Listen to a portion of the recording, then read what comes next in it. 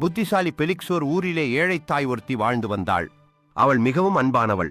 அவளுக்கு ஒரே ஒரு மகன் இருந்தான். அவனது பெயர் பெலிக்ஸ். அம்மாவைப் போலவே அன்பான குணங்கள் நிறைந்தவன். ஆனால் நல்ல பலசாலி.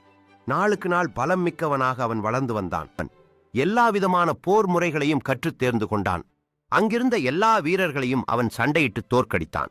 அதனால் அங்குள்ள மக்கள் எல்லாரும் அவனுக்கு மகாவீரன் என்ற பட்டத்தைச் சூட்டினர்.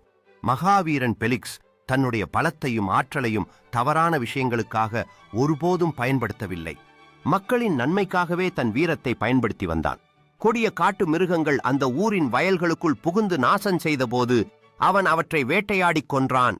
இதனால் மக்கள் அவன் மீது மேலும் அன்பு கொண்டனர். இவனது வீரச் செயல் அரசனின் காதுகளில் வீழ்ந்தது. அரசனுக்கு அவன் மீது வெறுப்பு ஏற்பட்டது. அந்த ஊர் அரசன் மிகவும் கர்வம் பிடித்தவன், இரக்கமில்லாதவன், ஏழைகளை துன்புறுத்துவதில் இன்பம் காண்பவன். இப்படியே இவனது புகழை வளரவிட்டால் தனக்கும் ஆபத்து ஏற்படும் என்று எண்ணினான். எனவே பெலிக்ஸை எப்படியும் அழித்துவிட நினைத்தான் அரசன்.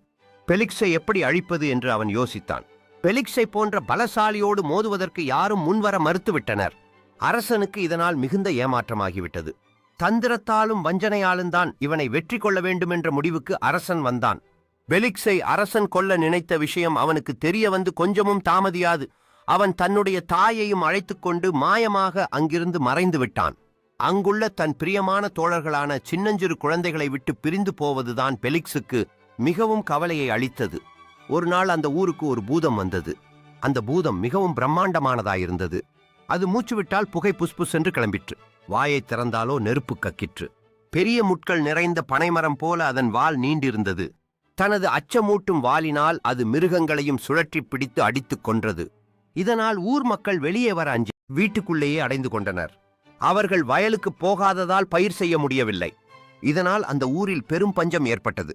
பெலிக்ஸ் ஒருவனாலேயே அந்த விலங்கு பூதத்தை கொல்ல முடியும் என நினைத்த அரசன் அவனை தேடி கண்டுபிடிக்க ஒற்றர்களை எல்லா திசைகளுக்கும் அனுப்பி வைத்தான். அவர்களும் பெலிக்ஸ் இருக்குமிடத்தை அறிந்து கொண்டனர். அரசனுக்கு செய்தியை உடனே அறியப்படுத்தினர். உடனே அரசன் பெலிக்ஸை தனது அரண்மனைக்கு இழுத்து வரும்படி கட்டளையிட்டான். படைவீரர்கள் அவனை கைது செய்ய முயன்றனர். பெலிக்ஸ் அவர்கள் ஒவ்வொருவரையும் ஒவ்வொரு திசையில் வீசி எறிந்தான். படைவீரர்கள் எதுவும் செய்ய முடியாமல் அங்கிருந்து திரும்பி ஓடிப்போய் அரசனிடம் நடந்தவற்றை கூறினர். அரண்மனையில் எல்லாரும் ஒன்றாக கூடி யோசித்தனர். கடைசியில் பெலிக்ஸிடம் விலங்கு பூதத்திடம் இருந்து தங்களை காப்பாற்றும்படி கேட்க குழந்தைகளை அனுப்பி வைப்பதென்று முடிவாயிற்று. அப்படியே அவன் இருந்த வீட்டிற்கு குழந்தைகள் அனுப்பி வைக்கப்பட்டனர். தாங்கள் பூதத்திற்கு பயந்து வாழ்வதை குழந்தைகள் பயத்தோடு அழுதபடியே கூறியதை கேட்க பெலிக்ஸ் மிகவும் இரக்கம் கொண்டான். அந்த குழந்தைகளின் கண்ணீரை அவன் துடைத்து அவர்களுக்கு ஆறுதல் வார்த்தை சொன்னான். விலங்கு பூதத்தோடு தான் சண்டையிட்டு அதை வெல்வதாக அவர்களுக்கு வாக்குறுதி அளித்தான். பின்னர் அவன் 12 பீப்பாய் நிறைய தாரையும் 12 வண்டியில் வைக்கோலையும் சேகரித்தான். பெரியதொரு தண்டாயுதத்தையும் எடுத்துக்கொண்டான். பூதத்தின் குகை வாசலிலே இவற்றோடு போய் நின்ற அவன் பூதத்தை தன்னோடு சண்டைக்கு வரும்படி சவால் விட்டான். பூதம் ஆவென்று வாயை பிளந்து சீறியபடி அவனை கடிக்க வந்தது.